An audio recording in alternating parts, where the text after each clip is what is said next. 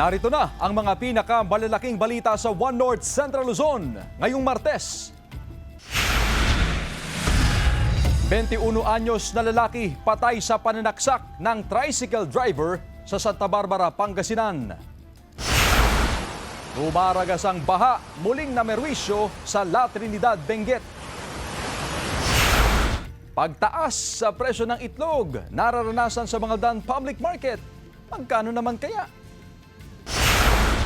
At libu-libong deboto nakiisa sa selebrasyon ng anibersaryo ng Pontifical Canonical Coronation ng Virgen de los Remedios sa Pampanga.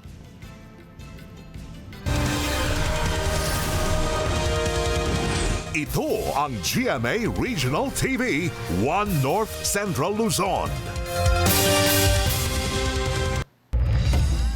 Magandang hapon, ako si Chris Zuniga.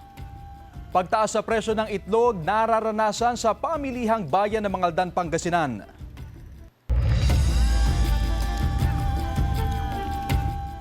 Ang pabago-bagong presyo ng itlog bunso daw ng hindi matatag na supply ayon sa Sinag. Alamin sa report ni Jasmine Gabriel Galban. Ang dating 4 pesos and 50 centavos kada piraso ng itlog na binibili ni Marivic sa Mangaldan Public Market, halos isang linggo na niyang nabibili sa halagang 6 pesos and 50 centavos. Mas mataas ng 2 piso kada piraso. Extra small ang kanyang binibili dahil ito ang mas mura. Ito rin ang kanyang isinasama sa kanyang ibinibentang lugaw sa kanilang barangay. Mabilis daw ang pagtaas sa presyo ng itlog. Pag wala po ang ganito, hindi lang po ako bumili, lugaw lang po, tagtete na lang po. Ayon sa ilang egg producer, tuloy-tuloy ang pagtaas sa presyo ng itlog ilang linggo nang nakararaan. Kokonti rin daw ang supply ngayon ng extra small na itlog na mas sinatangkilik ng mamimili. Nasa 6 pesos and 50 centavos hanggang 9 pesos and 50 centavos ang presyo ng kada piraso ng itlog ngayon sa mga pamilihan depende sa laki. Medyo tumataas po sa farm. Abo ma'am, kukunti lang daw po. Mataas ang demand sa itlog ngayon base sa monitoring ng Samahang Industriya ng Agrikultura. Hindi rin matatag ang supply ayon sa Sinag, kaya pabago-bago ang presyo nito sa merkado. Hindi masyado makita ang movement ng presyo. Asahan daw na tataas pang demand sa itlog ngayong bare months ayon sa Sinag, pero posibleng maging stable na rin ang presyo nito sa mga susunod na buwan dahil tataas na rin ang produksyon. Kasama si Daryl Peralta, Jasmine Gabriel Galban, One North Central Luzon. Pamamahagi ng fuel subsidy sa mga tsuper nagpapatuloy bilang tulong dahil sa sunod-sunod na oil price hike. Nakatutok live si Sandy Salvacio. Sandy? Chris, halos hindi na pumapreno ang pagtaas ng presyo ng langis sa pagbungad pa lang ng Setyembre. Kaya naman, puspusan ang ipinaaabot din na tulong at suporta ng pamahalaan, partikular na ng LTFRB sa mga apektadong tsuper. Mahigit 2 dekada nang namamasada ng jeep ang 67 anyos na si Tatay Jerry. Tanda pa raw ni Tatay Jerry kung magkano ang presyo ng langis noon kumpara sa presyo ngayon. Dahil wala pang pagtaas sa singil sa pasahe, kulang na raw ang 1,000 pisong kita sa kada araw. Sa diesel pa lang, gumagastos na raw siya ng hanggang 700 piso. Buti na lang daw patuloy ang natatanggap nilang fuel subsidy mula sa pamahalaan. Malaking tulong ho para maikon namin yung krudo namin. Saka siyempre para sa mga din, makakatulong sa mga pamilya, malaking bagay ho yan. Nitong Mayo, nakatanggap daw sila ng 5,000 pesos fuel subsidy. In our region, to help them sa taas ng pasada, from January to June 2025, nakapagbigay tayo ng halos 3,900 plus na fuel subsidy cards para to ease muna yung burden nila sa taas ng pasada. Layon ng programa na matulungan ang mga tsuper sa epekto ng tumataas na presyo ng langis. Malaking tulong din daw ang service contracting program sa mga public utility vehicle. Meron din kaming sinusunod na guidelines dito sa service contracting. Basta in short, per kami per kilometer on a per kilometer basis, mayroong certain amount. Sa mga traditional jeepney, 20 pesos. Pagdating naman sa inihiling na dagdag singil sa pasahe, ito rin ang naging tugon ng Land Transportation Franchising and Regulatory Board. Yung decision nito is with the board because the board has to take a thorough review and then ensure na yung taas ng pasada is fair din doon sa ating mga commuting public. Isa lang naman daw ang nais ng mga jeepney driver. Ito ay makasabay sa sunod-sunod na pagtaas ng presyo ng produktong petrolyo.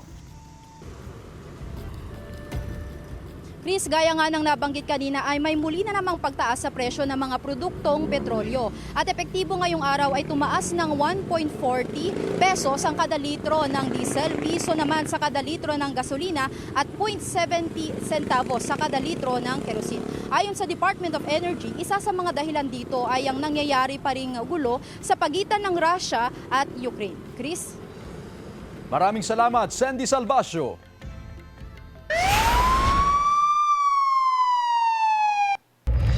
Bentiuno anyos na angkas ng motorsiklo patay sa pananaksak ng tricycle driver sa Santa Barbara, Pangasinan. Naka-alerto CJ Turida.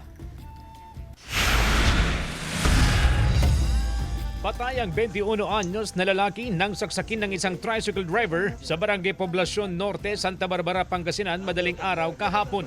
Sa investigasyon ng pulisya, galing sa inuman sa Barangay Maronong ang biktima kasama ang 3 kaibigan at papunta sana sila sa isang lugawan sa Barangay Poblacion Norte sakay ng 2 motorsiklo. Pagdating ng grupo sa harap ng plaza, sinigawan sila ng isang hindi pa nakikilalang lalaking sakay ng tricycle matapos umanong maingayan sa tambutso ng kanilang motorsiklo. Tumuloy ang grupo sa lugawan pero sumunod ang lalaki. Binaturaw ng isa sa magkakaibigan ang lalaki kaya nagalit, bumunot ng kutsilyo at nagkaroon ng komusyon. Nasaksak ng lalaki ang isa sa magkakaibigan. Kinilala ang biktimang si Lawrence Indaya na taga-barangay Dalonge. Dinala pa sa ospital pero hindi umabot ng buhay. Tumakas ang suspect. Nainis yata yung isang lalaki na naka-tricycle, sinigawan niya itong grupo ng biktima. And then, ang ginawa nitong grupo ng biktima, instead na huminto, is binilisan pa nila na nag-cause ng talagang maingay. Hanggang sa nagpang-abot sila dito sa may lugawan, dito sa may Poblacion Norte. Sa tulong ng CCTV footages, nakuhanan ang plate number ng tricycle kaya natunto ng suspect. Nadakip ang suspect sa kanyang bahay sa Barangay Ventanilla. Sakit-sakit sa loob nito, siyempre. Kaanakan mi, tanaman mo so nang gawa ko mon, nanunutan to mo so ginawa to ya, ang sakit-sakit mo ya, kin. Nahaharap sa kasong homicide ang suspect. Sinisikap ng GMA Regional TV na makuhanan siya ng pahayag. Kasama si Ron Taniedo, CJ Torida, One North, Central Luzon. Nakaranas ng malakas na ulan ang La Trinidad Benguet kahapon sa Barangay Pico. Nakuna ng video na tila naging waterfalls ang pagragasa ng kulay putik na baha pababa ng kalsada. Dulot yan ng malakas na pagulan doon na hindi naman daw umabot ng 1 oras. Sa Kilometer 4, La Trinidad, binaha rin ang kalsadang ito dulot ng pagulan. Maging sa Pines Park, Balili, pinasok rin ng tubig baha ang paupahang bahay na ito. Umupa rin ng baha kalaunan. Mga maliliit na mangingisda sa Dagupan City halos 3 buwan nang hindi nakakalaot dahil daw sa epekto ng masamang panahon. Narito ang report. Halos 3 buwan nang hindi nakakapalaot si Mang Goryo mula sa Barangay Bunuan, Gasat, Dagupan City. Apektado na raw ang kanyang kabuhayan dahil sa mayat-mayang naranasang sama ng panahon. Maliit lang ang kanyang bangka, kaya hindi siya masyadong nakakalayo mula sa Pampang. Habang hindi pa nakakapalaot, sumasideline muna sa ibang trabaho upang kumita para sa pamilya. Nagko-contraction ganun. Hirap ngayon, sir. Nahirap. Ayon sa Pag-asa, walang nakataas na gill warning sa baybaying sakop ng Pangasinan. Kung tutuusin, pwedeng pumalaot ang mga mangingisda. Ang problema nga lang, may mga pagkakataon na may kataasan ng alon na hindi kakayanin ng mga malilit na bangka gaya ng bangka ni Mang Goryo. Nung nagkaroon tayo ng sobra-sobra yung ulan, siyempre yung tubig tabang natin napupunta sa dagat. Siyempre maraming naanod na punong kahoy, yung mga water lily na napupunta atin sa ating karagatan. Kaya doon sila nakakaroon ng problema yung ating mangingisda dito sa Pangasinan. Patuloy na pinag-iingat ng Pag-asa ang publiko sa banta ng malalakas na buhos ng ulan. Dahil sa epekto ng La Nina phenomenon ay nakararanas ng above normal rainfall ang probinsya. Inaasahan daw na hanggang sa unang quarter ng 2026 ay maranasan ang epekto ng La Nina. Yung sobra-sobra yung ulan natin sa normal na ulan natin noong nakaraan. So nagpalabas ang Pag-asa ng advisory na ganong sistema ng La Nina Watch Itong lang naman, simula ng August up to present, nandyan pa rin tayo. Karaniwang nasa 300 mm ang monthly rainfall amount sa Pangasinan, pero umaabot na ito sa 400 mm simula noong Hulyo. Kasama si Daryl Peralta, Jasmine Gabriel Galban, One North Central Luzon.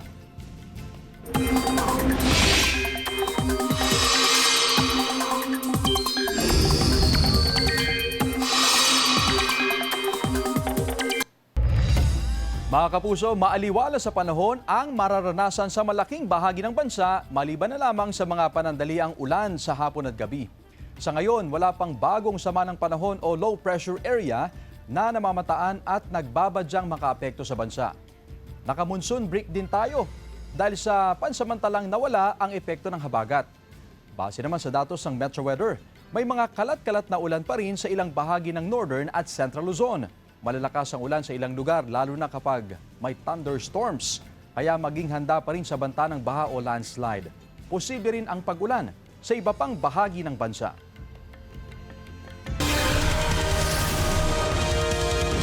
Ito ang GMA Regional TV, One North Central Luzon.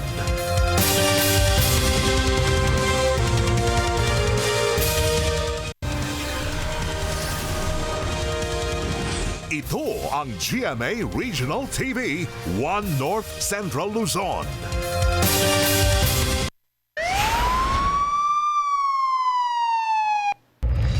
Dalawang high-value drug personality sa Ilocos Norte timbog sa magkahiwalay na buy-bust operation ng PIDEA at PNP. Naka-alerto CJ Turida.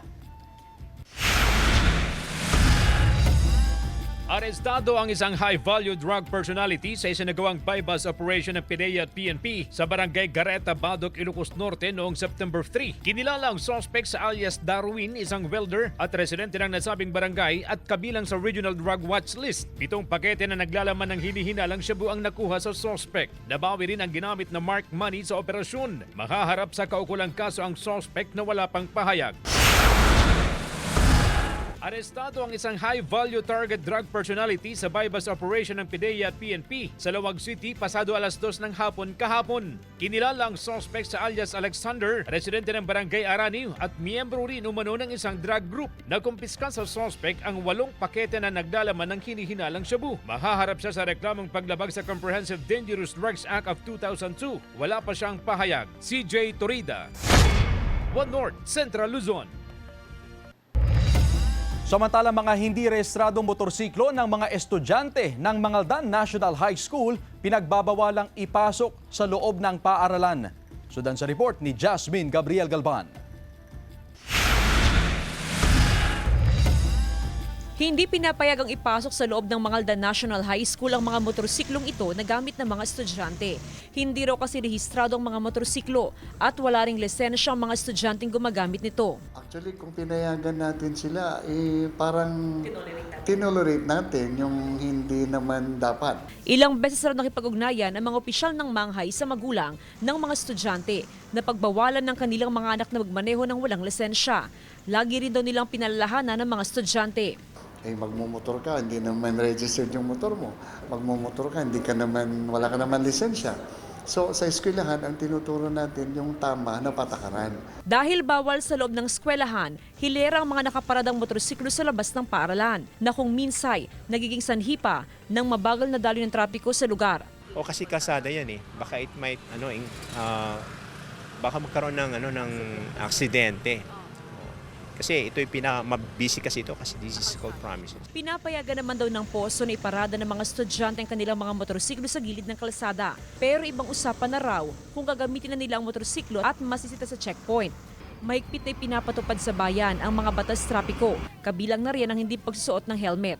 Advice din namin sa kanila nung nagkaroon ng meeting is magsuot na lang ng proper gear, helmet. Nang sa ganun malayo sila sa disgrasya. Kasama si Daryl Peralta, Jasmine Gabriel Galban, One North Central Luzon.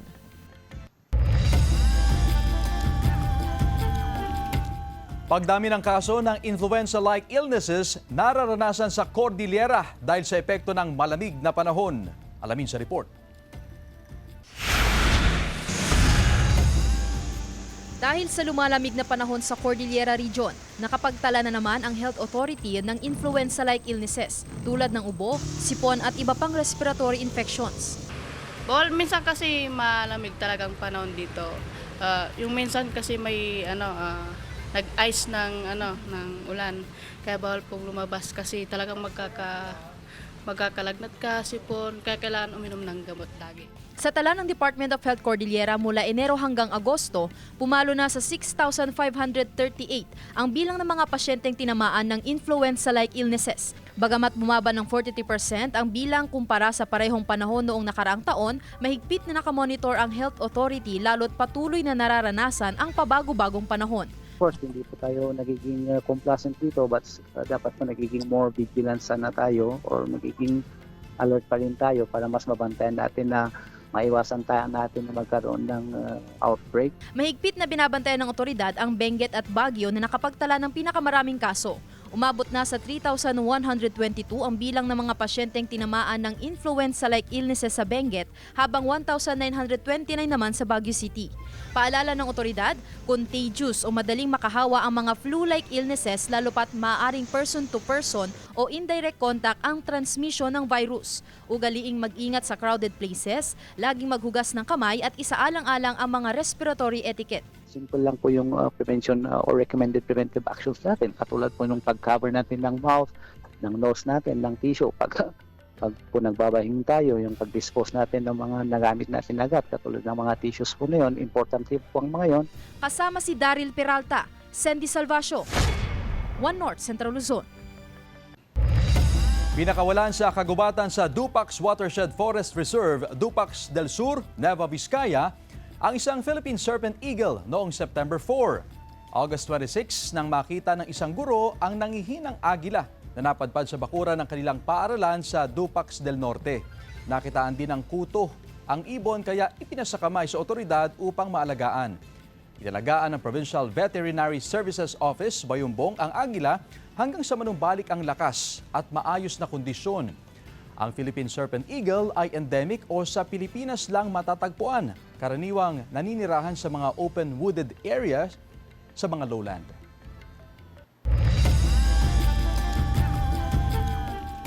Ilang batang mag-aaral ginugulang oras sa pakikinig ng kwento sa barangay library dahil sa class suspension. Ang detalye sa report.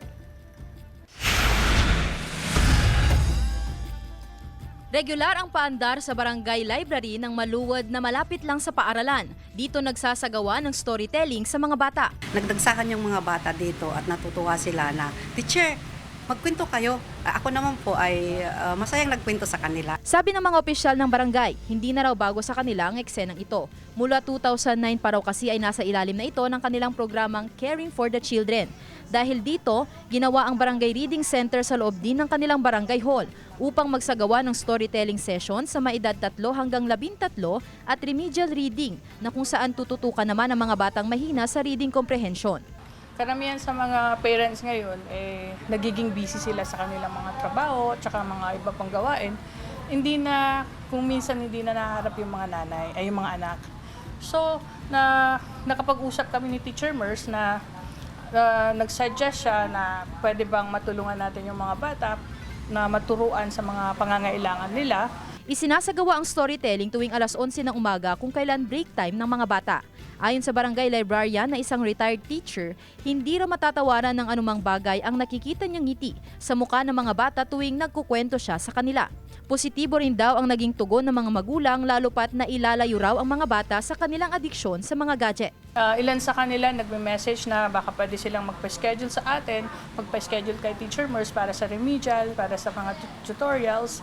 So, nakita ko talagang maganda yung feedback. Kasama si Daryl Peralta, Sandy Salvacio, One North Central Luzon.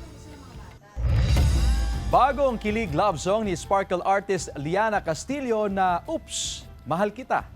Available na sa digital music platforms. Silipin sa report. From being an independent and strong baby girl, kilig feels naman ang hatid ni Sparkle artist Liana Castillo sa kanyang newest single.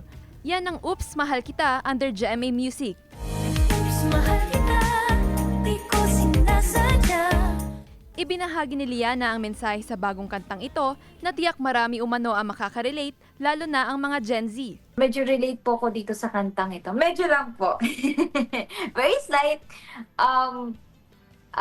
Dahil ito nga pong kantang ito is me opening up to the concept of love and welcoming that feeling po. Na, ay hala, ano itong nararamdaman ko? Is this love? Ito po yung inspiration po sa kanta. Ito na ang ikatlong single ni Liana under GMA Music kasunod ng Gen Z rendition niya ng hit song na Umaambisyon at ang kanyang debut single na Baby Girl. Ibinahagi rin ni Liana na sa kantang ito, unti-unti niya na ring binubuksan ang sarili para sa idea of love. Mensahe naman niya sa mga kabataan. Ang message na gusto ko pong iparating, go for it po. Kung malay nyo, mag-crush ba kayo ng crush nyo? Kasi you'll never know talaga. And being open to the feeling of love and having crushes po is fine. Okay lang po yan. Normal naman po na maramdaman niyo po yan. Mapapakinggan na ang Oops, Mahal Kita sa lahat ng music platforms worldwide. Joel Fernandez, One North Central Luzon.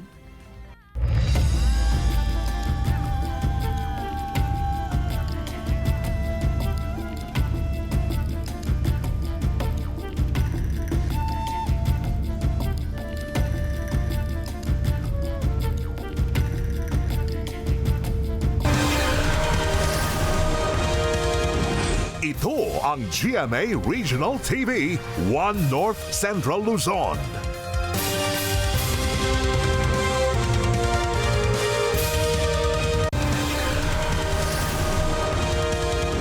Ito ang GMA Regional TV, One North Central Luzon. Lalaking wanted sa panggagahasa umano sa isang babae sa Maynila, arestado sa Isabela. Tutukan sa report. Sa bisa ng warrant of arrest, hinuli ng Ermita Police ang lalaking yan sa bahagi ng Alicia Isabela, ang 27 anyos na akusado na sa top 6 most wanted persons list ng NCRPO at top 1 most wanted ng Manila Police District. Ang kinakaharap niyang kaso, panggagahasa umano sa 19 anyos na babaeng nakilala niya online. Nagkaroon sila ng meet-up sometimes on April 2025 dun sa isang birthday. Allegedly, nung nagkakita sila dun sa my birthday, sumama daw itong victim sa kanya. Inuwi niya ito sa may Delpan. Base sa investigasyon ng pulisya, isang linggong ibinahay ng akusado ang biktima kung saan daw nangyari ang panghahalay. Nagkakuha ng pagkakataon ng biktima na makatakas kaya nakapagsumbong siya sa mga pulis. Depensa ng akusado, hindi niya ni-rape ang biktima. Isang linggo na rin daw silang magkarelasyon bago sila tuluyang magkita. Nagselos lang umano ang biktima nang biruin siya ng akusado na mahal pa niya ang kanyang ex. Sabi ko, di ko na raw po yata siya mahal. Totoo po, nung gabi po na yun na pinapauwi ko na po siya, ayaw niya pong umuwi, pilit ko po siyang pinapauwi. Sana wag niya naman po akong ganunin kasi hindi ko naman po siya ni-rape eh. Hindi rin daw siya nagtago sa mga otoridad. Nawalan lang siya ng trabaho sa Maynila, kaya daw siya lumipat sa Isabela. Mananatili sa kustodiya ng Ermita Police Station ang akusado habang hinihintay ang commitment order ng korte. Salamat din ako kay Papa Jesus na uling na po siya. Padasal ko po sa kanya, mabulok na po siya sa kulungan kung na siya po kalaya. CJ Torida, One North Central Luzon. Arestado sa operasyon ng NBI ang isang empleyado ng Olongapo City Planning and Development Office dahil umano sa pangingikil. Ayon sa NBI, inireklamo ng isang negosyante ang sospek dahil sa banta umano na hindi siya bibigyan ng building permit kung hindi kukunin ang serbisyo ng nirereto niyang kumpanya. Mas mataas din daw ang babayaran ng biktima kumpara sa dapat na bayad nito. Inaalam pa kung pag-aari ng sospek ang inaalok na kumpanya.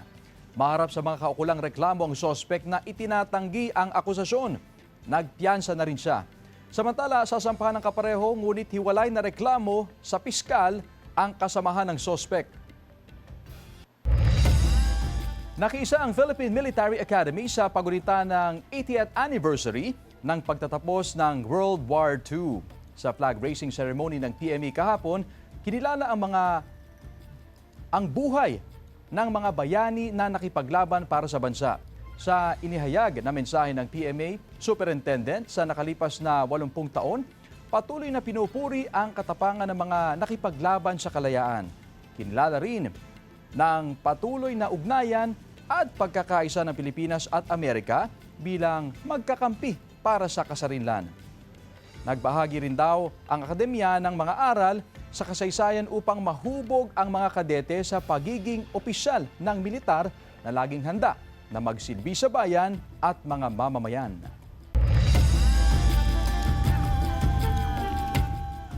Avisala, na meet and greet na ni Terra Bianca Umali ang ilang nilalang sa Encantadia.